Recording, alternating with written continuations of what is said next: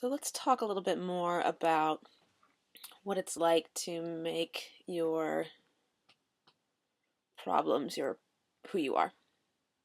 So I think for a lot of us, when we become aware of something that we imagine or believe is not correct, um, we hold on to it. We take notice of it.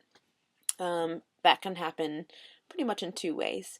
Um, for a lot of us, I think what we do is we sort of like pack it up and hold it, throw it in a backpack, and then carry it around with us everywhere we go.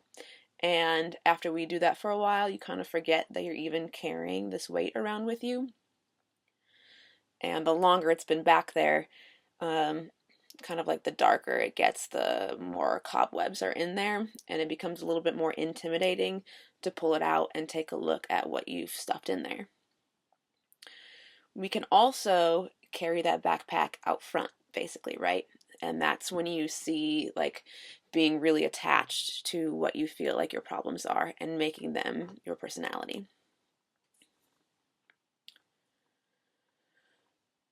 What's special about being uncomfortable and having things you perceive about yourself as being wrong is that they are pointing to something. So when I say more than likely that your problems are pointing you towards who you really are, I mean, they are the symptoms that allow us to see that there is something underneath that's ready to be excavated. And yeah, sometimes excavating this stuff feels uncomfortable. We perceive it as being painful. And if we've become really attached to what our problems are, then it can feel like there's a fear that you might lose yourself. Like, if I get rid of this, what could be underneath? Is there anything underneath?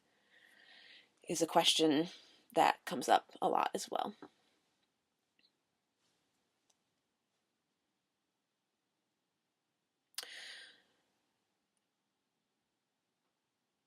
And more often than not, these things that we've been carrying around actually show us like who we really are, in the sense that they show us what our gifts are too.